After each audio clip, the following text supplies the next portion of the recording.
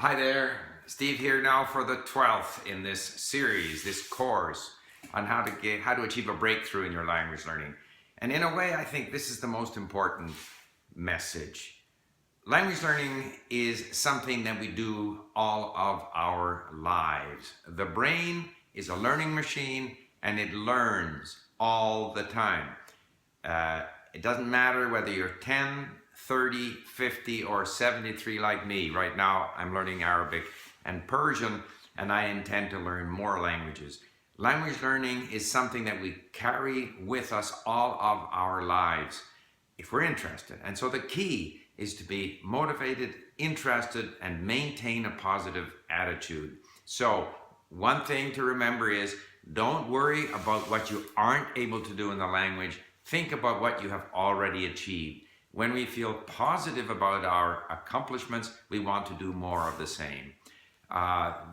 We are surrounded today with the means of learning languages that didn't exist 50 years ago when I was studying Chinese, for example.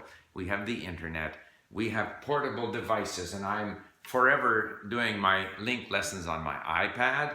If I go down to the gym, I have my iPod Touch.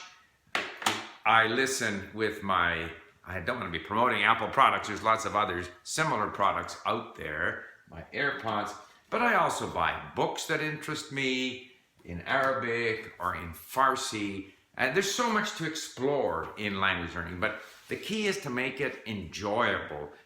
I don't recommend, unless you really want to, don't do all these grammar drills and exercises where you keep on getting things wrong. It doesn't encourage you. At least it doesn't encourage me. I might review grammar, but I don't expect to remember anything that I review. Mostly I rely on exposing my brain to the language. Massive listening, reading, occasional review of words and phrases the way we do at LingQ through your various activities. Occasionally checking up something that I'm curious about that relates to the grammar of the language, but not trying to nail anything down. I make it an enjoyable exploration of the language. And if we do that, then we'll want to continue. We may want to continue to improve in one language, or we may decide that even though we are less than perfect in language A, we want to explore language B. And we may go back to language A. So it should always be a pleasurable voyage of discovery, and we can all learn. There's no such thing as a special talent for language learning. People in some countries, like countries where their language is not widely spoken, Finland, Liechtenstein, Holland, they tend to be better at learning languages because they have a better attitude. So language learning is not about talent. We all learn our first language. We can all learn more languages. It's about attitude. So I encourage you to take away from this sort of 12-lesson course that it's important to be confident that you can learn the language. Try to find things that you enjoy in terms of content, in terms of activity.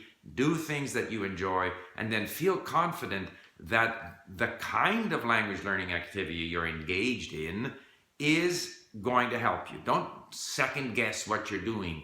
Why am I studying this way? Don't second guess why you're even spending time with the language. If you are convinced that it is something you want to do, and you are convinced that it is that you're using a method that's effective, and if you feel that you will eventually learn the language, even though it takes a long time, you know, it's not a 100-yard dash, it's a long distance run, you will eventually get there. And perhaps develop an attitude towards language learning that stays with you throughout your life. So, thank you for listening and good luck in your language learning activities. Bye for now.